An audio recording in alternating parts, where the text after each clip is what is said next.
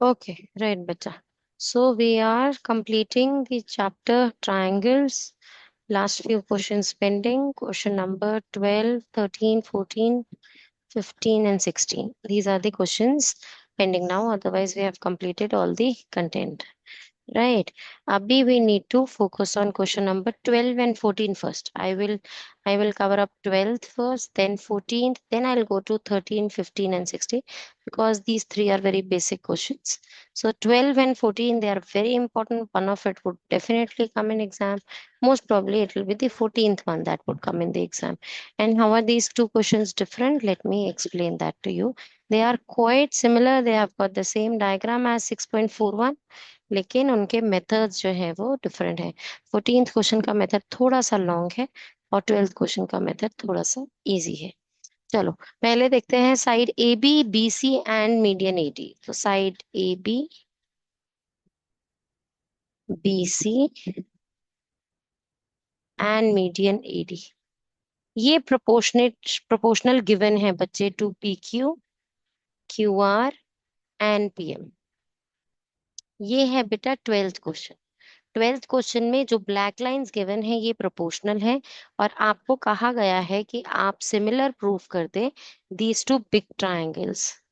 इन दोनों big triangles को similar proof करें। This is question number 12 and this is easy, very easy. अब लेकिन 14th क्वेश्चन में क्या है? 14th क्वेश्चन में it is A B A C and A D proportional given to PQ, PR and PM। फर्क समझ में आ रहा है बच्चे दोनों फिगर्स में? और कहा क्या गया है कि इन दो बिग ट्रायंगल्स को सिमिलर प्रूफ कर दो।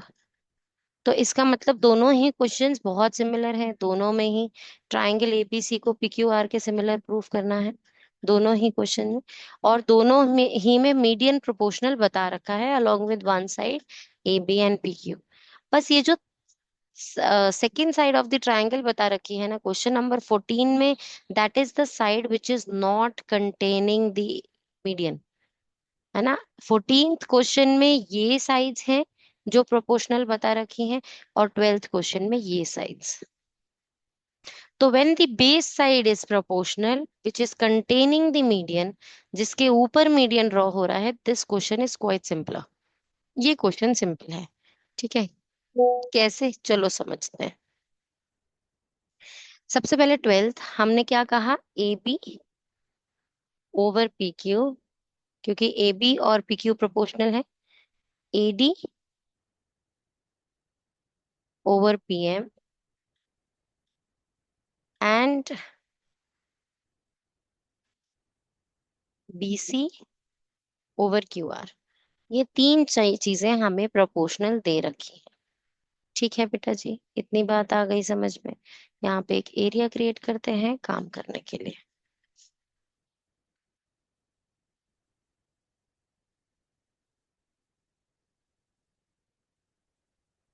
राइट। तो देखो बच्चे, अब हमें क्या करना है। अब हमें बड़ी सिंपल सी एक चीज करनी है। मैं ऐसे लिख रही हूँ, इट इज गिवन। मैं गिवन टू प्रूव लिखूं क्या sir? In triangle A B C and triangle P Q R, AB over PQ is equals to BC over QR is equals to median AD over median PM. This is given. ये given है आपको, right? So अब मैं यहाँ पर क्या कर रही हूँ, I am reducing. So मतलब मैं क्या कर सकती हूँ, AB over PQ is equals to AD over PM। क्योंकि ये मीडियन है, ध्यान से देखो तुम्हारा बच्चे, क्योंकि ये मीडियन है इसका मतलब this line is cutting the base line into two equal halfs, BD is equals to DC, right और not? Similarly QM is equals to MR, right और नॉट? इसका मतलब मैं यहाँ लिख सकती हूँ equals to half of BC upon half of QR। दोनों को हाफ कर सकते हैं ना, तब भी प्रोपोर्शनल ही रहेगा ना। जैसे मैं ऐसे बताऊं आपको कि अगर 10/20 किसी चीज के साथ प्रोपोर्शनल है A/B, है ना, तो इसका मतलब अगर मैं इन दोनों को हाफ कर दूं तो 5/10 भी तो प्रोपोर्शनल ही होगा ना A/B के बेटा, है ना, क्योंकि दोनों के दोनों 1/2 ही तो बन रहा है, ये भी 1/2 बन रहा है, ये भी 1/2 बन रहा है, तो है तो हाफ भी प्रोपोर्शनल। तो हमने वही फैक्ट वहां यूज किया कि अगर it is proportional to BC over QR, तो half of BC over half of QR के भी प्रोपोर्शनल होगा। ओके, अब मैं यहाँ हाफ ऑफ बीसी यूज कर दूंगी बीडी को। तो in the next line I will write, so A B over P Q is equals to A D over P M is equals to B D over Q M. आई बेटा ये बात समझ में कि नहीं? और यहाँ पर रीजन लिखना पड़ेगा, because half of B C is B D, A D median, A D is median, and half of Q R is Q M, P M is median. आ रही है बेटा बात समझ में कि नहीं आ रही? अब देखो, अब आप ध्यान से देखो, अगर मैं इन पार्ट्स को यहाँ पर आपको प्लॉट करके दिखाऊं डायग्राम में, तो ये क्या हो रहा है? A B over P Q, this line over P Q, A D over P M, this line proportional, and B D over Q M, तो दिस प्रोपोर्शनल। तो क्या मैं यहाँ से कह सकती हूँ बेटा कि by S S S criteria this triangle is similar to this triangle, S S S criteria से? So by S S S criteria triangle ABD is similar to triangle PQM. Got it no? अब अगर ये triangles similar हैं, तो इसका मतलब जो ये एंगल्स हैं, ये एंगल्स भी इक्वल होंगे, एंगल बी एंगल क्यू के इक्वल होगा। Why am I doing this, Tamara? The objective behind all these steps is कि अगर ये एंगल मैं इक्वल प्रूफ कर दूं, तो वो बड़े ट्राइंगल के एक एंगल्स मिल जाएंगे मुझे, है ना। अदरवाइज इक्वल तो ये एंगल भी है, पर वो बड़े ट्रायंगल का किसी कोई एंगल नहीं है। अदरवाइज एंगल तो ये भी इक्वल होंगे सिमिलैरिटी के बाद, पर वो भी बड़े ट्रायंगल का कोई एंगल नहीं है। तो the objective behind this step here is, जो हमने छोटे ट्रायंगल्स को सिमिलर प्रूफ किया है, दैट इज कि बड़े ट्रायंगल का एक एंगल इक्वल प्रूफ करना है। और क्यों करना है वो भी देखो ध्यान से। अगर मुझे ये साइड ओवर ये साइड इज इक्वल्स टू ये साइड ओवर ये साइड गिवन थी, अब ये एंगल्स इक्वल होने से एस क्राइटेरिया बड़े ट्राइंगल के लिए हो गया यूज के नहीं हुआ? आ रही है बात समझ में? Why did we choose to first prove these smaller triangle similar, and why did we prove these angles equal? क्योंकि हमें बड़े ट्राइंगल्स के एस क्राइटेरिया निकालने में हेल्प मिल जाएगी। समझ में आई बच्चे की नहीं आई? तो अब मैं यहाँ पर ये बात लिख सकती हूँ कि if the triangles are similar, thus angle P is equals to angle Q. पूरा नाम लिखना है एंगल का, मैं सिर्फ शॉर्ट में लिख रही हूँ, ए बी डी और पी क्यू एम। वो हो गया। Now using this as one statement, this as one equation, and then A B over P Q is equals to B C over Q R as second statement, you will say so by SAS criteria the big triangle ABC is similar to the big triangle PQR, hence proved। आई बच्चे बात समझ में कि नहीं आई? Clear है ना? Writing time चाहिए तुम्हारा? Ma'am, I'll just take 1 minute to write it down. ठीक है बच्चे, मैं 1 मिनट तक पॉज कर देती हूँ। राइट, अब हमें डायरेक्टली करना है क्वेश्चन नंबर 14 सॉल्व। अब हम एक बार 13 को स्किप करेंगे और 14th क्वेश्चन से ही स्टार्ट करेंगे। तो क्वेश्चन नंबर 14 में क्या करना है and how is it different from the previous question, मैंने वो पहले समझा दिया। अब लेकिन उसको कैसे बड़ा ट्रायंगल हम सिमिलर प्रूफ करेंगे, वो हमें अभी आर्ट सीखना है। चलो जी, ये क्वेश्चन है हमारे पास। तो मैं यहाँ पर मार्क कर देती हूँ साइड्स कौन सी प्रोपोर्शनल गिवन थी हमें। Side A B over P Q and A C, मैं इसे डिफरेंट कलर से दिखा दूं, A C over P R is equals to AD, median AD is mentioned। तो हमें ये प्रॉपर्टी पता है, मतलब वो सामने वाली लाइन के मिड पॉइंट पर आकर टच कर रही है। AD ओवर PM, ये सब इक्वल है, ये तीनों साइड्स प्रोपोर्शनल है। आ गई बात समझ में कि नहीं आई? है ना? Yes ma'am. तो अब हम क्या कर रहे हैं यहाँ पर, इस क्वेश्चन को कैसे प्रूफ करना है? देखो,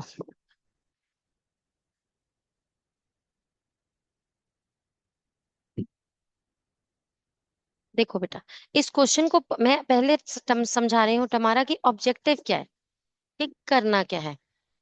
देखो, आपको प्रूफ करना है बिग ट्रायंगल के सिमिलर, है ना?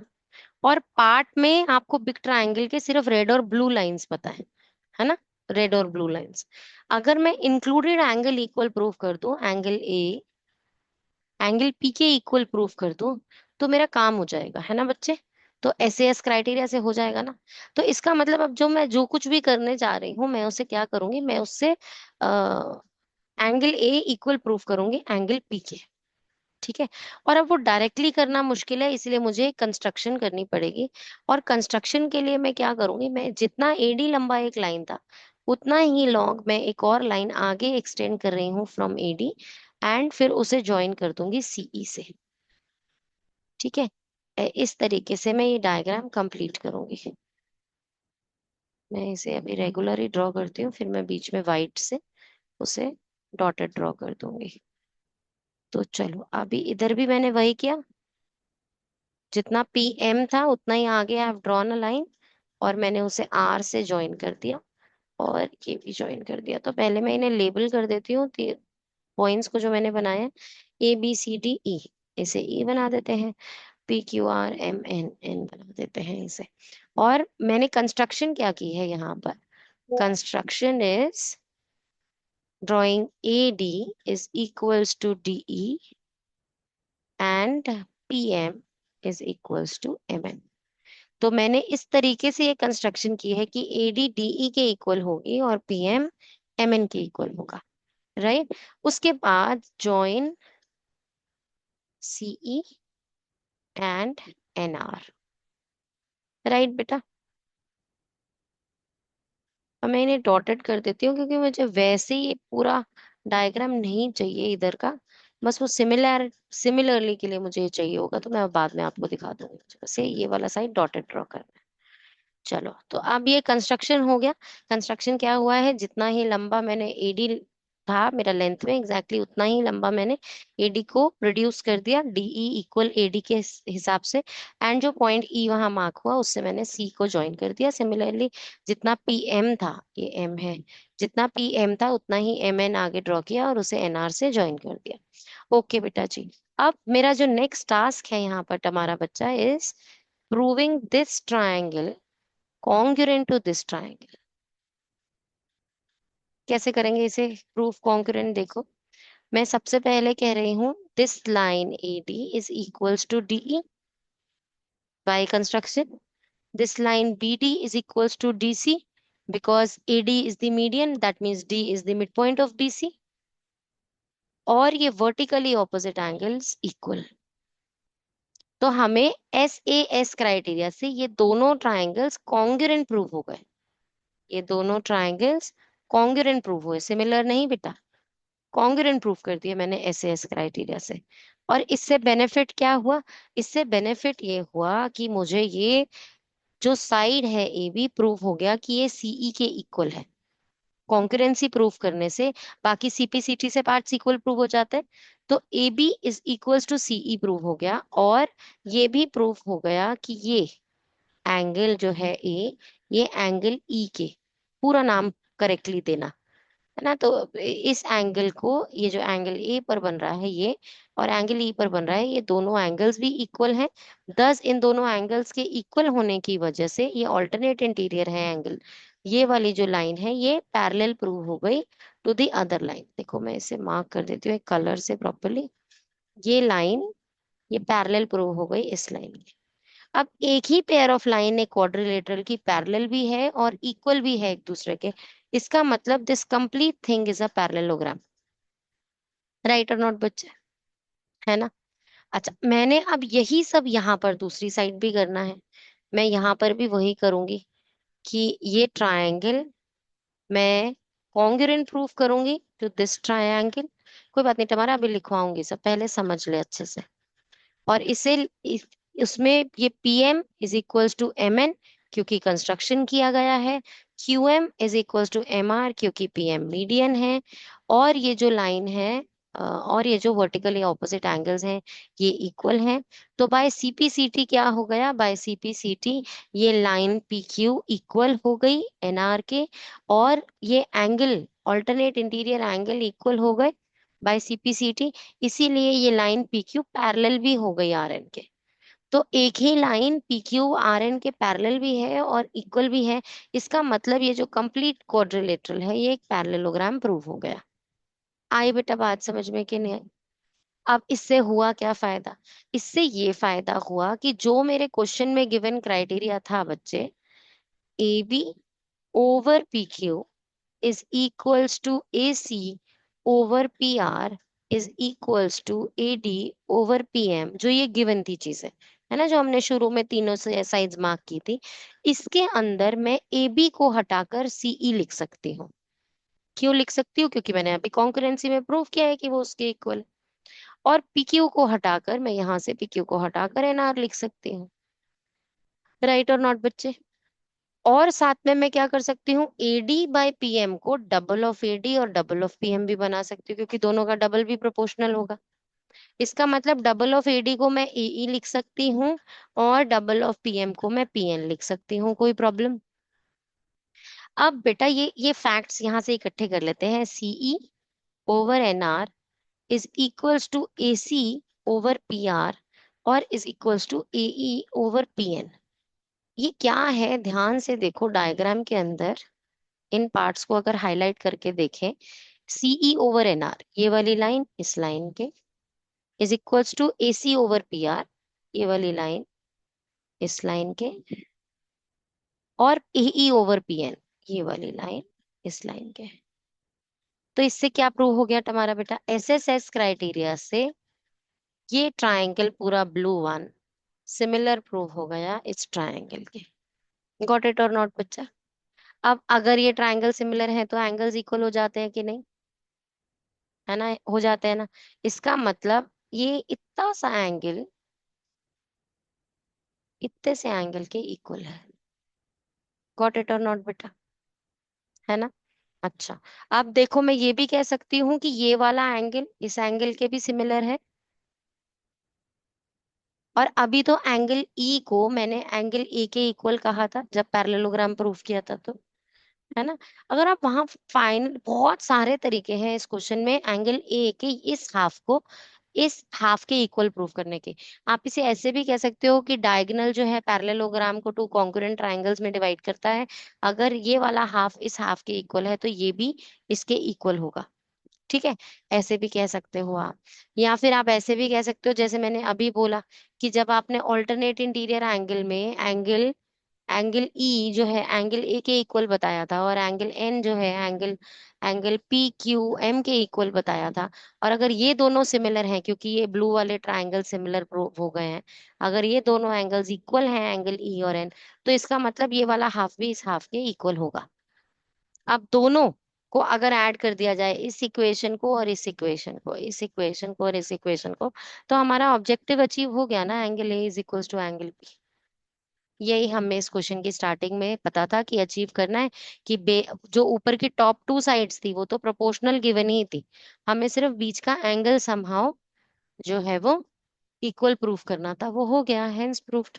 अब by SAS criteria the big triangle ABC is similar to the big triangle PQR. समझ में आए बेटा स्टेप्स के? नहीं आए? अब Yes. के इस क्वेश्चन को,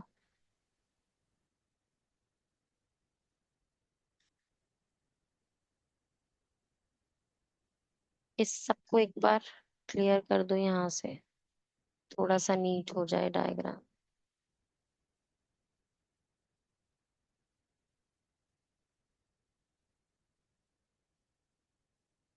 चलो बच्चे, पैरेललोग्राम नहीं भी प्रूव करते हो ना तब भी वो एंगल्स ई और एन की हेल्प से भी वो हो जाएगा।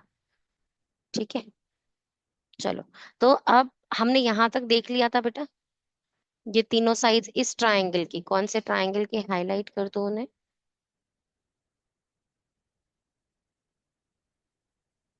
इस ट्रायंगल की तीनों साइड्स मैंने प्रोपोर्शनल प्रूफ कर दी कॉन्करेंसी प्रूफ करने के बाद।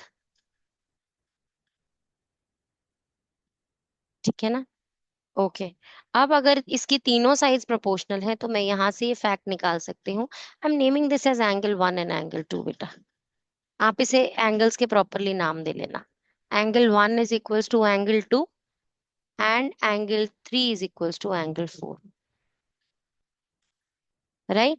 अगर angle 3 is equals to angle 4 है that means so angle 5 is equals to angle 6।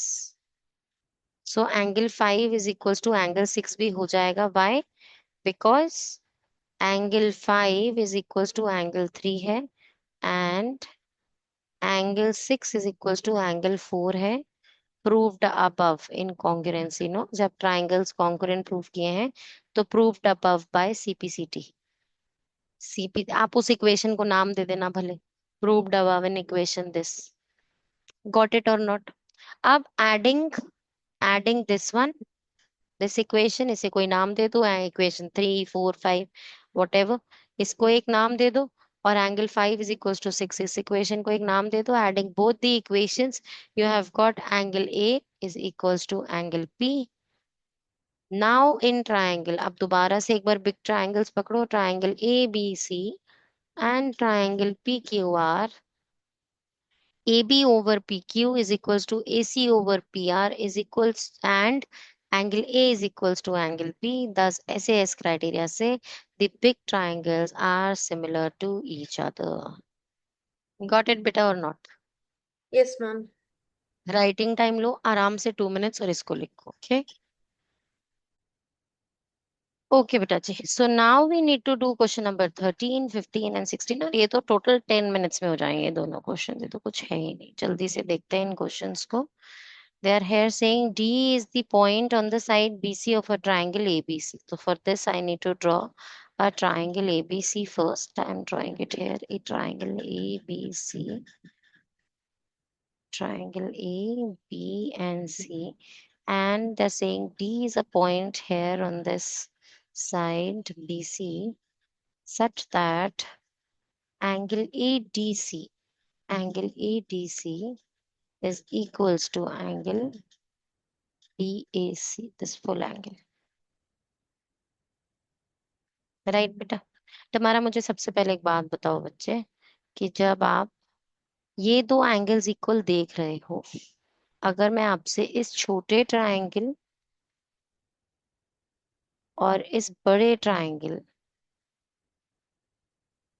दोनों की बात करूं, तो इसमें से एक एंगल तो आप इक्वल देख पा रहे हो, angle A and angle D. एक एंगल सी दोनों में कॉमन है, स्मॉल में भी और बिग में भी। तो ए क्राइटेरिया से क्या मैं कह सकती हूँ कि this small triangle is similar to the big one, right और not? Ma'am, but in the bigger triangle, would angle D be counted? In the bigger triangle, this full angle A is equals to this full angle D of the small one, Uh, है ना? So so, if I write triangle ABC and I write triangle ADC, अभी I'm not writing it correct to the order names, तो ABC और ADC triangle के अंदर angle A is equals to the full angle A of the big triangle ABC is equals to angle ADC of the small triangle, right or not? yes, ma'am. And angle C of the big one is equals to the angle C of the small one, because it is common to both, no?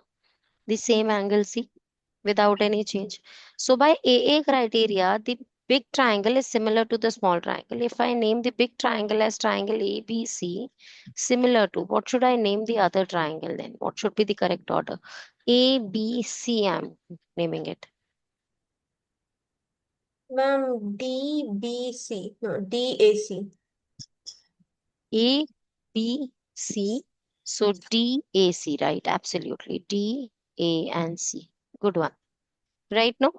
And if you know these two triangles are similar, बच्चे, तो अब देखो ये proof करना is cake for you. देखो, CA² = CB × CD proof करना है। तो मैं इसको ऐसे इंटरप्रेट कर रही हूँ बच्चा, that this is CA × CA is equals to CB × CD. This dot here represents multiplication. तो इसका मतलब क्या हुआ, अब मैं ये कह सकती हूँ CA/CB is equals to CD/CA। मैंने क्या किया, मैंने क्रॉस कर दिया, एक चीज इधर ले गए, एक चीज इधर ले गए। गॉट इट और नॉट? और ये चीज तो ऑटोमेटिकली इनकी सिमिलैरिटी से प्रूव हो गई। कैसे, देखें जरा ध्यान से हम। CA/CB, तो CA/CB is equals to CD/CA।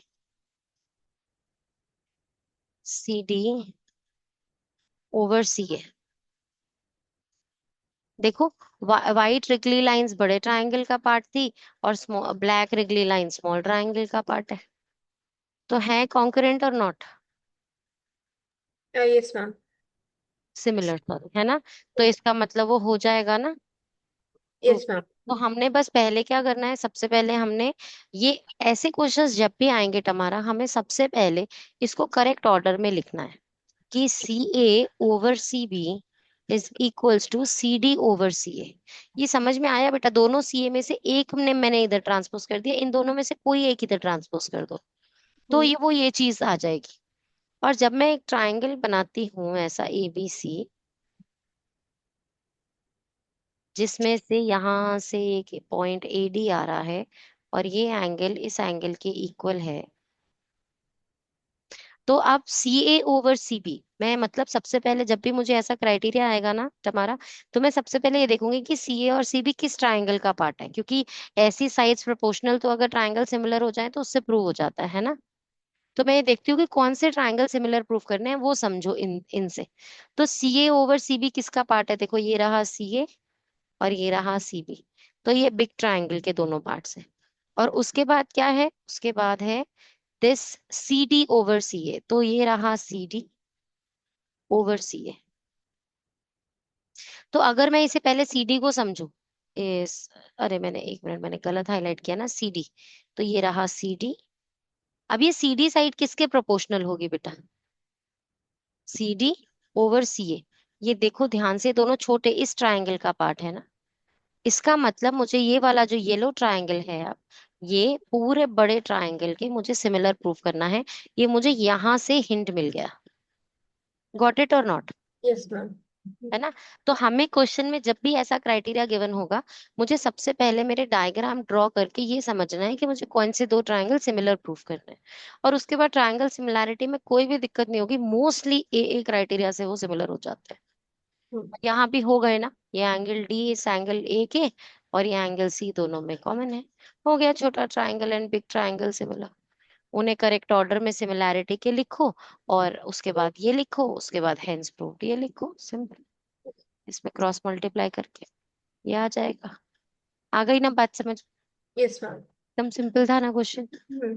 Writing time चाहिए? No, ma'am. ठीक है, पक्का बाद में लिख लोगे ना? Yes, ma'am.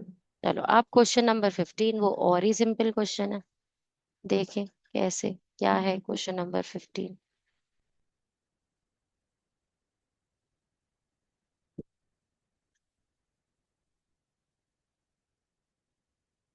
A vertical pole of length 6 metre, एक पोल है 6 metre long, cast a shadow of 4 metre long, 4 metre की शैडो कास्ट कर रहा है ना?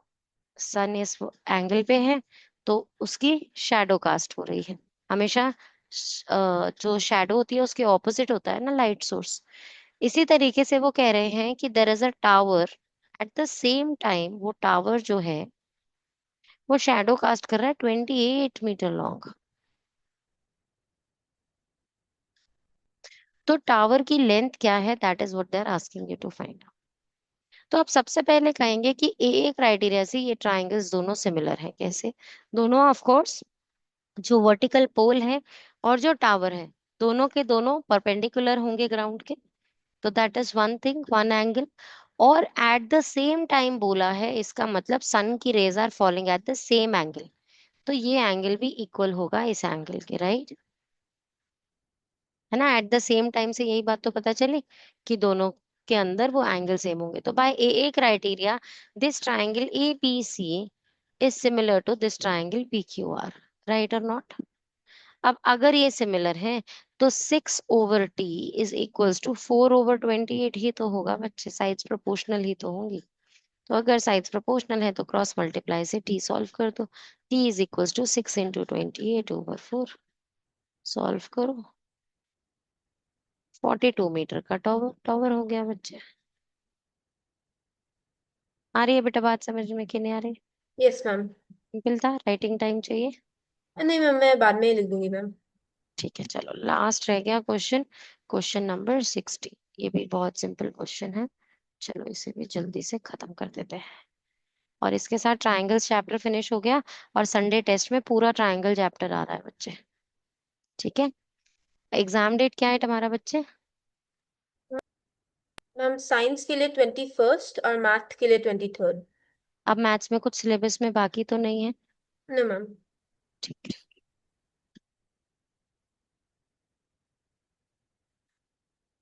तो हमें ये दो ट्रायंगल्स गिवन है, ट्रायंगल ए बी सी और पी क्यू आर, और इसमें A D and P M are medians. तो ये रहा मैंने ड्रॉ किया मीडियन, और ये रहा मैंने ड्रॉ किया इसका मीडियन। मीडियन मतलब हमें ये पता होती है कि ये साइड इस साइड के और ये साइड इस साइड के इक्वल है, राइट। तो अब हमें triangle A B C is similar to P Q R, हमें ये बात गिवन है बेटा, this time it is given. तो बहुत ध्यान से समझना होता है, कब गिवन होती है वही चीज, कब हमें प्रूफ करनी होती है। तो क्वेश्चंस में बच्चे कंफ्यूज इसीलिए होते हैं कि ठीक से रीड नहीं करते और ठीक से समझते नहीं है कि कब गिवन है और कब टू प्रूव है। ये अभी आप दो क्वेश्चन ऐसे ही करके आए हो जहां मीडियंस की बात हो रही है, ट्रायंगल्स की बात हो रही है, पर वहां आपको ये प्रूफ करना था। यहाँ पर आपको वो सिमिलर गिवन है ना बच्चे। अब आपसे प्रूफ क्या करने को कह रहे हैं यहाँ पर, आपसे प्रूफ करने को कह रहे हैं A B over P Q is equals to A D over P M. इसका मतलब क्या प्रूफ करने को कह रहे हैं, मतलब ये छोटू ट्रायंगल एक दूसरे के सिमिलर प्रूफ करने को कह रहे हैं बेटा। हमेशा साइड्स, है ना, हमेशा ये साइज साइड से आपको पता चलेगा, इन साइड्स को ऑब्जर्व करके, कि आपको कौन से ट्रायंगल सिमिलर प्रूफ करना है। तो इसका मतलब क्या हुआ, तुम्हारा ये गिवन है, सिमिलर है, और आपको इससे कंसंट्रेट करना है खुद को इस छोटे ट्रायंगल में, और इसे सिमिलर प्रूफ करना है। तो ये कितना सिंपल क्वेश्चन हो गया। देखो तुम्हारा बच्चे, अगर बड़े दो ट्रायंगल सिमिलर गिवन है, तो इसका मतलब by corresponding parts of similar triangles ये वाला एंगल इस एंगल के इक्वल हो गया कि नहीं, यस है मैम। ना। जैसे कि ये बी एंगल एंगल क्यू के इक्वल हो जाएगा ना, एंगल ए एंगल पी के इक्वल होता है, बी क्यू के इक्वल होता है, सी आर के इक्वल होता है। ऐसे ही होता है जब ट्रायंगल सिमिलर होता है। तो हमें ये बात पता है कि एंगल बी एंगल क्यू के इक्वल है, क्यों, क्योंकि पूरे बड़े ट्रायंगल सिमिलर थे, राइट और नॉट, है ना। Yes ma'am. अच्छा, अब मैं यहाँ से ये बात भी कह सकती हूँ कि अगर बड़े दोनों ट्रायंगल सिमिलर हैं, इसका मतलब A B over P Q is equals to B C over Q R भी गिवन होगा बेटा। हम्म। मतलब ये साइड भी इस साइड के प्रोपोर्शनल होगी, क्योंकि ट्रायंगल्स अगर सिमिलर है तो सारी साइड्स प्रोपोर्शनल होती है और सारे एंगल्स इक्वल होते हैं। तो मैंने वहां से एक एंगल पिक कर लिया जो मुझे छोटे ट्रायंगल में हेल्प कर सकता है, और अब मैं एक वहां से साइड पिक कर रही हूँ क्योंकि उसका हाफ मुझे छोटे ट्रायंगल में हेल्प कर सकता है ना। तो अब मैं क्या कहूंगी, क्योंकि ये बड़े ट्रायंगल से मुझे फैक्ट्स मिले हैं, मैं यहाँ पर बीसी का हाफ और क्यू आर का हाफ कर दूंगी, और बीसी के हाफ को मार्क कर दूंगी बीडी, और क्यू आर के हाफ को मार्क कर दूंगी क्यू एम। और अब इन दोनों फैक्ट्स को पिक कर लूंगी वहां से, कौन से ट्रायंगल में, इन ट्रायंगल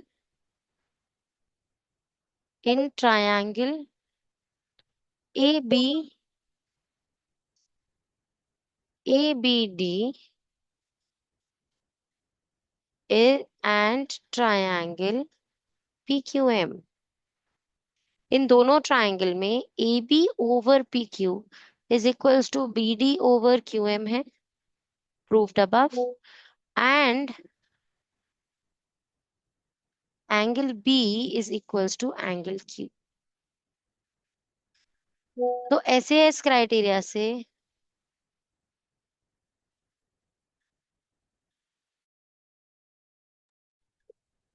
तो by S criteria triangles are similar, यही हमें प्रूफ करना था बेटा। गॉट इट और not? Yes, ma'am, simple I got it. Question, ठीक है ना? नोट कर लो इसको जल्दी से, क्योंकि इसके अंदर सिमिलैरिटी से दो फैक्ट्स उठाने थे आपको बच्चा। एंगल भी और एक साइड भी। साइड को हाफ करके आप छोटे ट्रायंगल की साइड तक पहुंच सकते हो, और एंगल को यूज करके आप छोटे ट्रायंगल के एक एंगल को अचीव कर सकते हो। वो इन फैक्ट से आप टुगेदर ये वाला पोर्शन भी आपने फाइंड किया, और ये भी, इनसे आपने एस क्राइटेरिया बनाकर दोनों ट्रायंगल्स का सिमिलर प्रूफ कर दिया। जल्दी से लिख लो इसको फटाफट से। And we are done with this triangle chapter. अब इसके सॉल्व एग्जांपल्स आपने खुद प्रैक्टिस करने हैं फॉर योर संडे टेस्ट, ठीक है ना बेटा? मैम मैं क्वेश्चन खुद से कर लूंगी मैम। आप ये मीटिंग अभी एंड कर सकते हो ताकि आप ये प्रोसेस कर पाओ। Oh right, thank you so much.